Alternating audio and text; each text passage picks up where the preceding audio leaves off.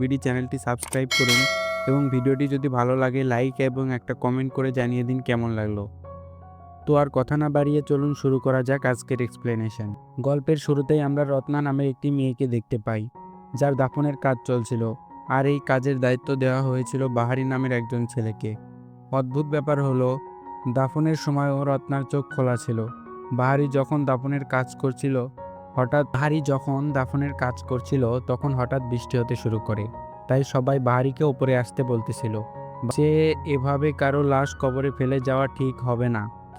তাই সে সিদ্ধান্ত নেয় যতই বৃষ্টি পড়ুক না কেন সে সবার সাথে এখানে রত্নার জানাজা পড়বে। আর সে এমনটাই করে। আর সবাই কবর দিয়ে ওখান থেকে চলে গেলে আমরা দেখতে পাই রাত হতে রত্নার কবর থেকে একটি হাত বেরিয়ে আসে। দৃশ্য চলে যায় 4 বছর আগে। আমরা দেখতে পাই বাহারি একটা গ্যারেজে কাজ করছিল, তখনই তার কাছে হাসান নামে একটি ছেলে আসে। সে বাহারির গ্রামের বন্ধু ছিল। তাদের কথোপকথন থেকে বোঝা যায় এক সময় গ্রামের মাদ্রাসার ওস্তাদ ছিল বাহারি, অর্থাৎ প্রধান হুজুর ছিল। তবে কোনো এক কারণে তাকে পুলিশ ধরে নিয়ে গিয়েছিল এবং জেল থেকে ছাড়া পাওয়ার পর সে আর গ্রামে ফিরে যায়নি। সে গ্রাম থেকে অনেক দূরে এই শহরে এখন কাজ করে। হাসান তাকে জানায় তার এখানে আসার প্রধান কারণ হলো রত্নার ব্যাপারে সে তাকে কিছু জানাতে চায়। রত্নার নাম শুনেই বাহারি কিছুটা থমকে যায়। তখন হাসান জানায় রত্না এখন খুবই অসুস্থ, তবে তার রোগের ব্যাপারে কেউ কিছুই জানে না। সে প্রতিদিনই মৃত্যু যন্ত্রণায় চিৎকার করতে থাকে। তার পুরো শরীর ধীরে ধীরে পচে যাচ্ছে এবং শরীর থেকে কীটপতঙ্গ বের হচ্ছে, যেন এই কীটপতঙ্গগুলো তার শরীরেই বাসা বেঁধেছিল এবং তার রক্ত মাংস খেয়েই বেঁচেছিল। এখানে তার দেখা শোনার জন্য শুধু তার মা হেস্তি আছে, আর এই জন্যই হাসান বাহারিকে তার সাথে গ্রামে ফিরে যেতে বলে, যাতে সে রত্নাকে সুস্থ করে তুলতে পারে। কারণ এখন কোনো চিকিৎসক নয়, বরং আল্লাহ তাআলাই পারে রত্নাকে সুস্থ করতে। এই কথা শুনে বাহারি বলে রত্না এবং ওই গ্রামের সাথে তার এখন আর কোনো সম্পর্ক নেই, তাই সে গ্রামে ফিরে যেতে পারবে না। এ কথা শুনে হাসান হতাশ হয়ে চলে যাওয়ার সময় এ ব্যাপারে বাহারিকে আরেকবার ভেবে দেখতে বলে। তাছাড়া বাহারি হাসানের গাড়ির কিছু সমস্যাও ঠিক করে দিয়েছিল। এই জন্য হাসান বাহারিকে টাকা দিতে চাইলে বাহারি তা নেয় না, যা তার দোকান মালিক দেখতে পায়। তাই হাসান সেখান থেকে চলে গেলে মালিক বাহারিকে গালাগালি করে, কিন্তু তখন বাহারি বলে এই গাড়িতে তেমন কোনো সমস্যাই ছিল না। তখন মালিক বলে তাতে কি হয়েছে, তুমি তো কোনো সমস্যার কথা বলে টাকা নিতেই পারতে। তখন বাহারি বলে আমি এ অন্যায় কাজ করতে পারবো না। বাহারির এসব কথা শুনে মালিক তার সাথে ঠাট্টা করে এখান থেকে চলে যায়, কারণ বাহারি একজন জেল খাটা ছেলে ছিল, তার মুখে এসব নীতি কথা মানায় না। এরপর বাহারি যখন ঘুমাচ্ছিল তখন তার কাছে আমরা কাফন পরা একজন অবয়বকে দেখতে পাই। তখন গ্যারেজের বাইরে শব্দ হলে বাহারির ঘুম ভেঙে যায় আর অবয়বটি সেখান থেকে অদৃশ্য হয়ে যায়। তখন সে মনে করে এটা হয়তো কোনো বিড়ালের কাজ। ঠিক তখনই সে কারো চিৎকারের আওয়াজ শুনতে পায়, যেন কেউ তার কাছে সাহায্য চাচ্ছে।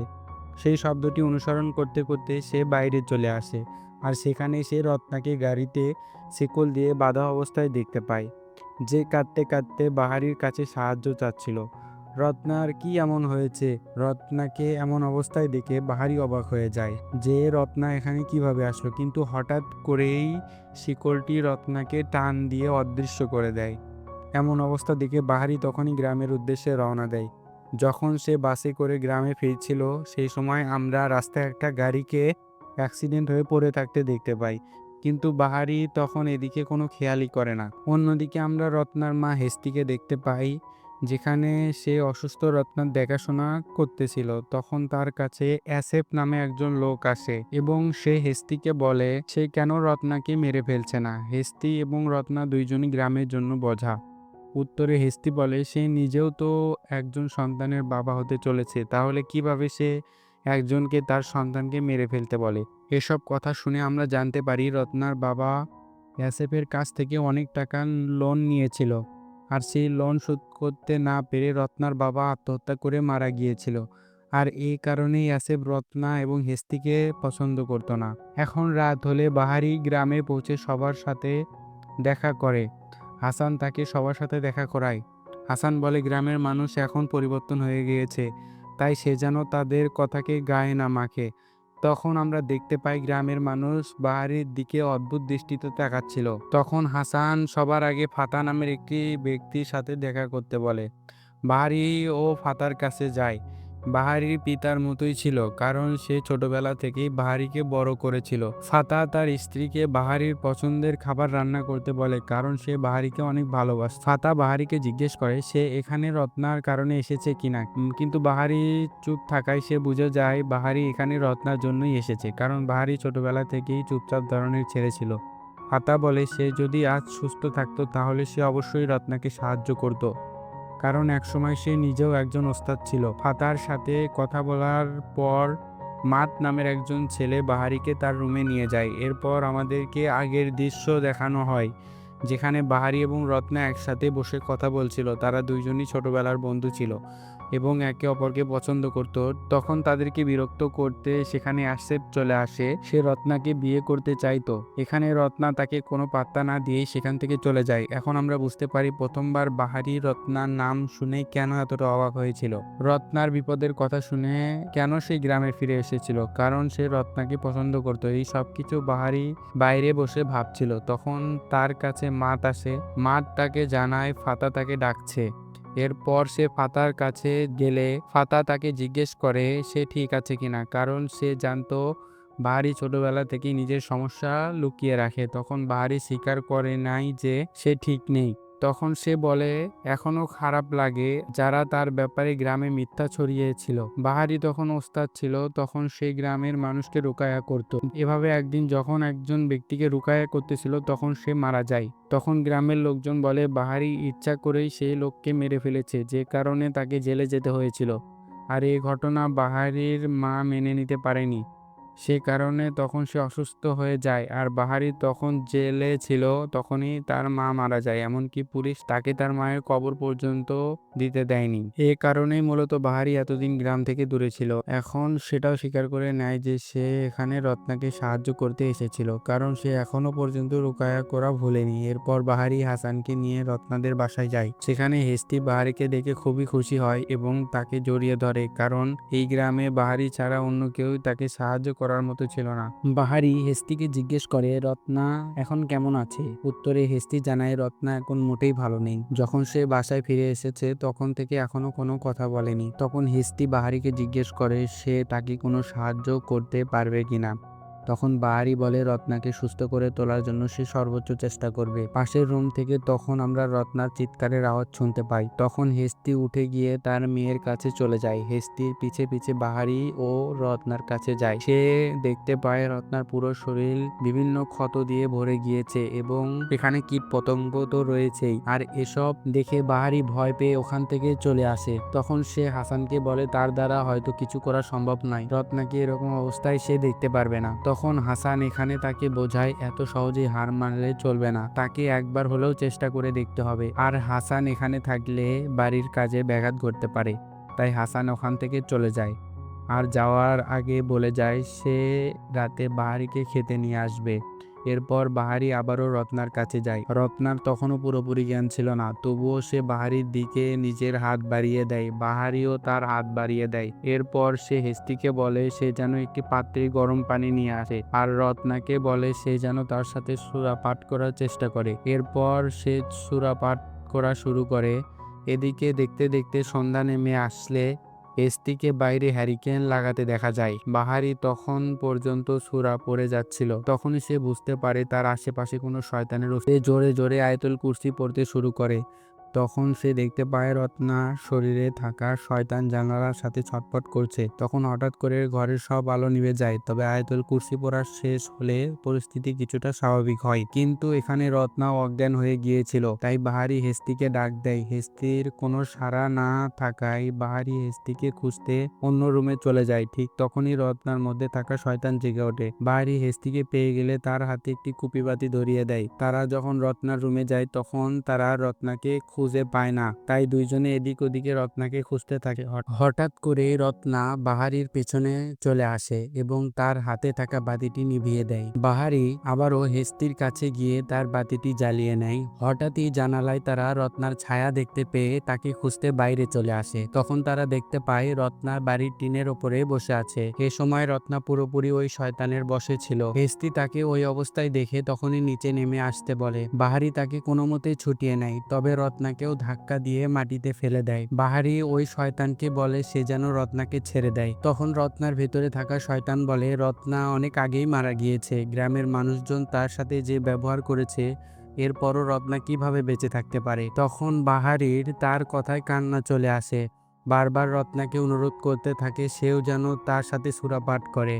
তখন রত্নার ভেতরে থাকা শয়তান বাহারির গলা চেপে ধরে। অন্যদিকে ফাতা বাহারির জন্য মহান আল্লাহর কাছে সাহায্য চাচ্ছিল, যে কারণে বাহারি আবারও নিজের মধ্যে শক্তি ফিরে পায় এবং আবারও সে সূরা পাঠ করতে থাকে। সূরা পাঠ করা শেষ হলেই রত্নার ভেতর থাকা শয়তান বের হয়ে চলে আসে। রত্না স্বাভাবিক অবস্থায় ফিরে আসলে সে শুধু একটা কথা বলে, মা, এটা বলেই সে মারা যায়। তখন তার চোখ খোলা অবস্থায় ছিল। তখন বাহারি বুঝতে পারে সে আর বেঁচে নেই। পরদিন সকালে রত্নাকে দাফন করতে নিয়ে যাওয়া হয়। রত্না মারা গেছে জানতে পেরে গ্রামের অনেক লোকই মনে মনে খুশি হয়, কারণ তারা ভাবতো রত্না তার পাপের শাস্তি পেয়েছে। বাহারিকে আসেফ ও তার দুই বন্ধু আটকায়। তার মধ্যে বোরহান নামে একজন লোক বলে তারা রত্নাকে এখানে দাফন করতে দেবে না, কারণ এতে গ্রামের সম্মান নষ্ট হবে। তখন বাহারি বলে রত্নাকে তার বাবার কবরের পাশেই দাফন করা হবে এবং এটা তার অধিকার এবং এটাতে কেউ তাকে বাধা দিতে পারবে না। এখন আমরা মুভির শুরুর সেই দৃশ্যও দেখতে পাই যে দাফন করার সময় রত্নার শরীরে শয়তান জেগে ওঠে,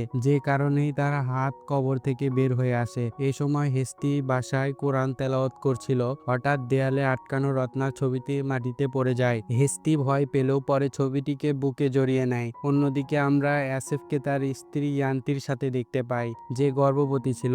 হঠাৎ তার আম খেতে ইচ্ছে করায় সে আসেফকে আম পেড়ে আনতে বলে। আসেফ শুরুতে রাজি না হলেও পরে তার সন্তানের কথা ভেবে রাজি হয়ে যায়। আসেফ সেখান থেকে চলে গেলে ইয়ান্তি কুয়া থেকে পানি আনতে যায়, তবে পানির বদলে সেখান থেকে একটি সাপ বেরিয়ে আসে, যা দেখে সে ভয়ে নিচে পড়ে যায়। আর তখনই তার গর্ভ থেকে রক্ত বেরোতে শুরু করে। সাপটি তার দিকে এগোতে থাকলে সে কোনো মতে দরজায় এসে পৌঁছায়। তখন তার মনে হয় পেছনে কেউ একজন দাঁড়িয়ে আছে। তখন ভয়ে সে পেছনে তাকালে সেখানে সে কাউকে দেখতে পায় না। হঠাৎ করে রত্নার লাশটা সামনে চলে আসে। এটা দেখে সে ভয়ে জ্ঞান হারায়, কারণ রত্না তো মারা গিয়েছে। অন্যদিকে আমরা দেখতে পাই যেখানে রত্নার অর্ধেকটা শরীর বের হয়ে এসেছিল। পরদিন সকালে আসেফ তার ঘরের দরজায় বসে কাঁদছিল, কারণ গত রাতে তার সন্তান মৃত অবস্থায় জন্ম নিয়েছে। তাকে এভাবে কাঁদতে দেখে তার কাছে তার বন্ধু দাবাং আসে। আসেফ তাকে সবকিছু খুলে বললে দাবাং এজন্য বাহারিকে দায়ী করে, কারণ সে যদি রত্নাকে এই গ্রামে দাফন না করতো তাহলে হয়তো এরকম হতো না। তখন আসেফ বলে সে যে কারণেই হোক না কেন বাহারির কাছ থেকে সে প্রতিশোধ নেবে। অন্যদিকে বাহারি এই নিয়ে চিন্তিত ছিল, গ্রামের লোকেরা রত্নার সাথে কি এমন করেছিল যার জন্য তার এমন অবস্থা হলো। তাই সে এ ব্যাপারে হাসানের কাছে জানতে চায়। হাসান তাকে জানায় যে সে যখন গ্রাম থেকে চলে গিয়েছিল রত্নার বাবা অনেক ধার দেনায় পড়ে গিয়েছিল। তার ঋণের বোঝা এতটুকুই হয়ে গেছিল যে এক পর্যায়ে নিজেকে শেষ করে। এরপর গ্রামের সব পাওনাদাররা তাদের টাকার জন্য রত্না এবং হেস্তিকে চাপ দিতে থাকে এবং তাদেরকে বিভিন্ন রকম বাজে কথা বলতে থাকে, এমনকি মেরে ফেলারও হুমকি দিতে থাকে। এরপর থেকে রত্না হঠাৎই নিখোঁজ হয়ে যায়। নিখোঁজ হওয়ার পরে হাসানের মতে বোরহানি তাকে শেষবার দেখেছিল। তাই বাহারি আর দেরি না করে বোরহানের সাথে দেখা করতে যায়। বোরহান তাকে জানায় রত্না তার বাবার ঋণের টাকা শোধ করতে একটি নাইট ক্লাবে কাজ করতে শুরু করে। এখানে খারাপ কাজ করে টাকা উপার্জন করত এবং সে নিজের চোখে এসব কিছু দেখেছিল, আর এই কারণেই গ্রামের মানুষ তাকে দেখতে পারত না। এরপর সে হঠাৎ অসুস্থ হয়ে যায় এবং তার মায়ের কাছে ফিরে আসে। তার পরবর্তী ঘটনা তো বাহারি সবকিছুই জানে, তবে বাহারি বোরহানের এসব কথা বিশ্বাস করতে পারছিল না। পরের দৃশ্যে বোরহান যখন বাসায় এসে বসেছিল তখন বাইরে থেকে কেউ একজন তার নাম ধরে ডাকছে। সে ওই শব্দ অনুসরণ করতে করতে জঙ্গলের ভেতরে গিয়ে পৌঁছায়। সেখানে রত্নার লাশকে আমরা পাশেই দেখতে পাই, তবে প্রথমে সে সেটা বুঝতে পারে না। তখন হঠাৎ করে রত্না তার সামনে চলে আসলে আমরা দেখতে পাই রত্নার মুখ থেকে একটি সাপ বের হয়ে আসছিল, যা দেখে বোরহান ভয়ে বাসার দিকে দৌড়ে পালাতে থাকে। অন্যদিকে একই রাস্তায় দাবাং বাইক চালিয়ে ফিরছিল। সেও তার বাইকের গ্লাসে রত্নার লাশকে দেখতে পায়, কিন্তু পেছনে ফিরতেই সে অদৃশ্য হয়ে যায়। দাবাং আবার পথ চলতে শুরু করলে রত্নার লাশ দাবাং এর বাইকের সামনে চলে আসে। দাবাং কোনো মতে বাইক সরিয়ে সেখান থেকে পালিয়ে যায়। এতক্ষণে বোরহান চলে এসেছিল। তখন বোরহানের স্ত্রী তাকে কাছে ডাকে। তখন বোরহান ঘনিষ্ঠ হচ্ছিল, ঠিক তখনই সেখানে দেখতে পাচ্ছিল সেটা তার স্ত্রী নয় বরং রত্না। ডাইনিং রুম থেকে তার তার স্ত্রী বেডরুমে এসে দেখে বোরহান সেখানে প্রচন্ড ভয়ে চিৎকার করতে শুরু করে। বোরহানের মৃত্যুর খবর পুরো গ্রামে ছড়িয়ে পড়ে। বাহারি এসব ঘটনা নিয়ে প্রচুর চিন্তিত ছিল। তখন ফাতাকে বলে মানুষ যখন মরে যায় তখন তার আত্মাদের দুনিয়ায় চলে যায়, তার মানুষের দুনিয়ার সাথে কোনো সম্পর্ক থাকে না।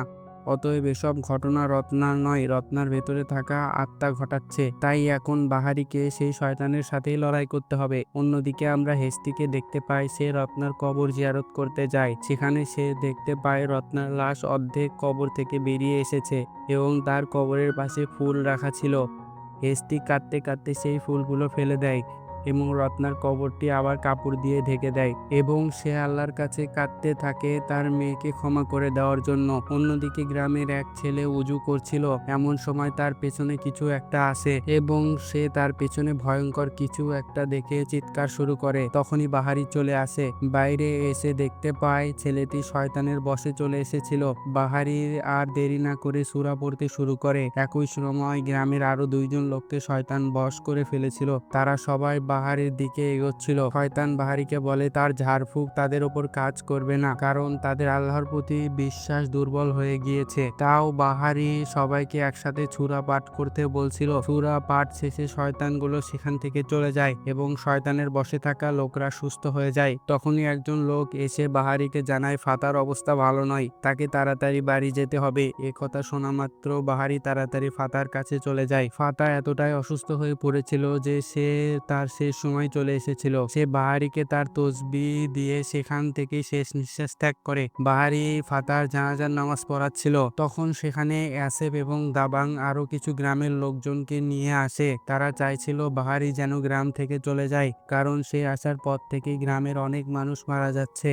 না জানি কাকে আবার শয়তানে আসর করে। গ্রামবাসীরা যেহেতু বাহারির বিপক্ষে ছিল, তাই বাহারি এবার চলে যাওয়ার সিদ্ধান্ত নেয়। ওই দিন রত্নার এক বান্ধবী তার কবর দেখতে আসে, তার নাম ছিল লিজা। সেখানে রত্নার লাশের সেই ভয়ঙ্কর অবস্থা দেখে সে সেখান থেকেই চলে যায় এবং ওই রাতেই সেই গ্রাম থেকে বাসে করে রওনা দেয়। বাসে ওঠার পর আমরা দেখতে পাই বাহারিও ওই একই বাসে ছিল। বাসটি ছাড়তে এখনো বেশ দেরি ছিল। লিজা এত বেশি ভয় পেয়েছিল যে সে বসে বসে কাঁদছিল। তাকে এভাবে কাঁদতে দেখে বাহারি এর কারণ জিজ্ঞেস করে। তখন লিজা তাকে সবকিছু খুলে বললে বাহারি বুঝতে পারে লিজা রত্নার বান্ধবী। বাহারি রত্নার ব্যাপারে সবকিছু খুলে বলতে বললে লিজা বলে সে এবং রত্না একটি বারে কাজ করত। রত্না অনেক ভালো মনের মেয়ে ছিল, সে সব সময় তার বিপদে সাহায্য করত।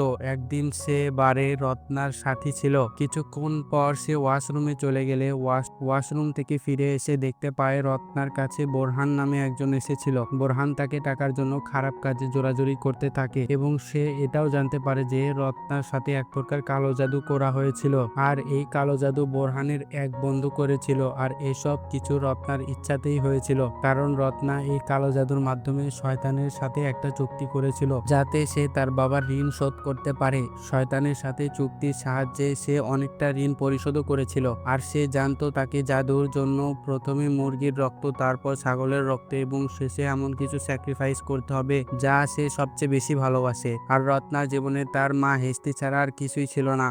তখন তার ভালোবাসার মানুষ একমাত্র তার মা হেস্তি ছিল, যাকে সে কখনোই হারাতে পারবে না। এই জন্য সে এই চুক্তি করার পর স্যাক্রিফাইস দিতে না করে দেয়। তাই শয়তানও তার প্রতি ভীষণ রেগে যায় আর ধীরে ধীরে সে অসুস্থ হতে থাকে। তাই সে গ্রামে তার মায়ের কাছে ফিরে আসে এবং ধীরে ধীরে পুরো শরীরে পচন ধরতে শুরু করে। এখন এসব কথা শুনে বাহারি বাস থেকে নেমে যায়, কারণ সে জানতে পারে রত্নার এসব কাজের জন্য শুধুই রত্নাই দায়ী নয়। গ্রামে যে পরিস্থিতি হয়েছে তার জন্য দায়ী গ্রামেরই একজন মানুষ, যে কিনা ওই কালো জাদু করেছিল। আর তাকে যদি পুরোপুরি আটকানো না যায় তাহলে এই গ্রামের রক্ষা করা যাবে না।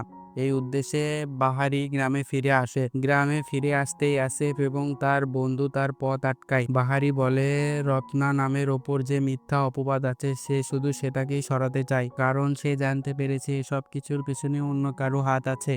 আসল দোষী এইমাত্র গ্রামের কোথাও একটা লুকিয়ে রয়েছে। এ কথা শোনা মাত্রই অ্যাসেফরা তাকে মারতে শুরু করে। লড়াইয়ের এক পর্যায়ে বাহারি তাদের দুইজনকেই মেরে মাটিতে ফেলে দেয়। অ্যাসেফ তার কাছে ক্ষমা চাইতে থাকে যাতে বাহারি তাকে মেরে না ফেলে। তখনই বাহারি তাকে জিজ্ঞেস করে রত্নার ওপর কালো জাদু কে করেছিল। অ্যাসেফ স্বীকার করে ওই কালো জাদুটি দাদাং করেছিল।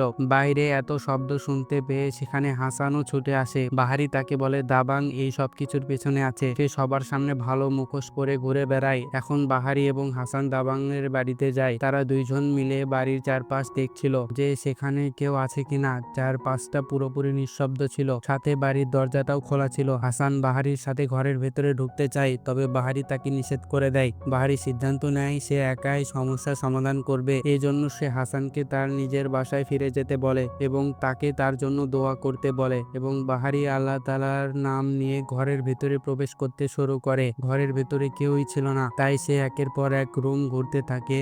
এক পর্যায়ে এসে এমন একটা ঘরের ভেতরে চলে আসে যেখানে দাবাং কালো জাদু করত।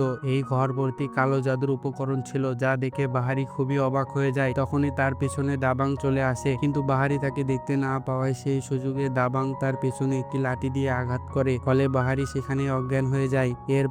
এরপর দাবাং তাকে বলি দেওয়ার জন্য প্রস্তুত করতে থাকে এবং বলে রত্না ও শয়তানের সাথে চুক্তি করেছিল, সেই চুক্তি করার জন্যই সে টাকা পেয়েছিল, শরীর বেচে নয়। যেমনটা গ্রামের মানুষ মনে করে রত্না আসলে ভালো মেয়ে, যে শুধুমাত্র ঋণের দায়ে শয়তানের সাথে চুক্তি করেছিল যাতে সে তার বাবার ঋণ শোধ করতে পারে। কিন্তু সে একটা ভুল করে ফেলে, আর সেটা হলো শয়তানের সাথে চুক্তি করে তা না রাখা। একবার যে শয়তানের সাথে চুক্তি করে, শয়তান তার পুরো শরীর নিয়ন্ত্রণ নিয়ে নেয়। সে ততক্ষণ পর্যন্ত থামে না যতক্ষণ না পর্যন্ত ওই মানুষ মারা যায়। আর এমনটাই হয়েছিল রত্নার সাথে। শয়তানের চুক্তি ভঙ্গ করায় শয়তান তার পুরো শরীর নিয়ন্ত্রণ নিয়ে নেয় এবং তার শরীরে পচন ধরতে শুরু করে। এজন্যই বাহারি তাকে হাজার চেষ্টা করেও বাঁচাতে পারেনি, কেননা সে নিজেই শয়তানের সাথে চুক্তিবদ্ধ ছিল। তবে তার মৃত্যুর পরে সবাই ভাবছিল রত্নার আত্মা ফিরে এসেছে। এরকমটি ছিল না।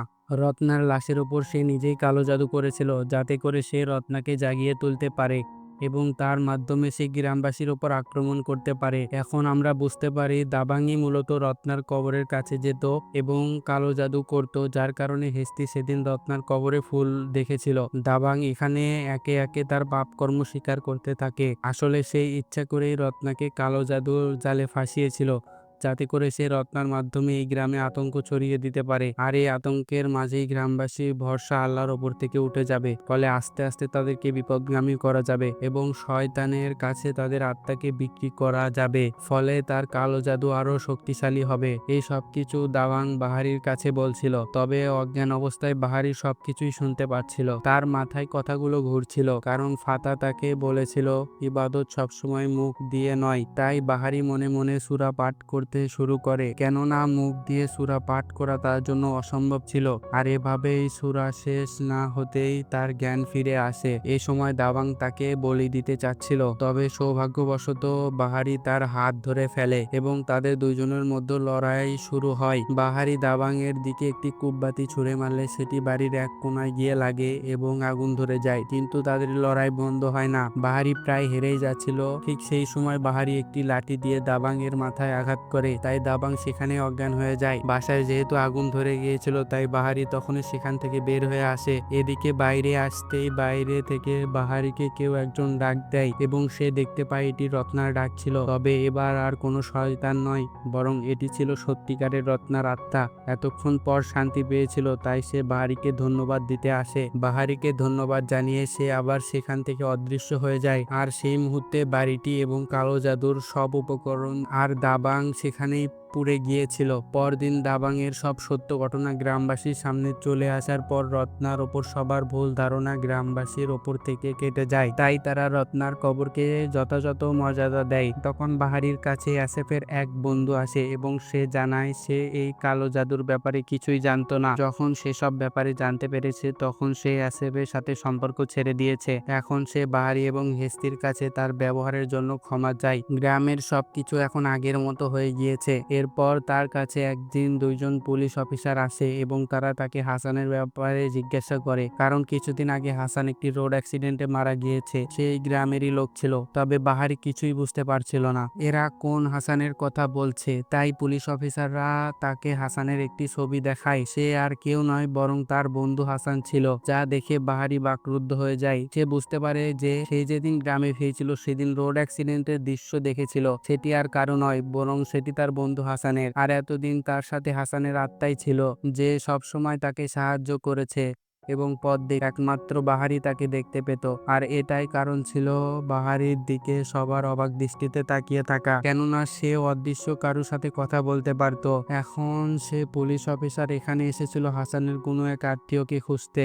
বাহারি নিজেকে হাসানের আত্মীয়র পরিচয় দেয়, অফিসারকে বলে তারা যেন হাসানের লাশটি গ্রামে তখন তার পেছনে হাসানকে দাঁড়িয়ে থাকতে দেখতে পায় এবং তার আত্মাও তখন শান্তি পেয়েছিল। আর এখানে এই মুভিটির গল্প শেষ করা হয়। ভিডিওটি ভালো লাগলে একটি লাইক দিয়ে পরবর্তী ভিডিওর জন্য চ্যানেলটিকে সাবস্ক্রাইব করে রাখুন। ধন্যবাদ।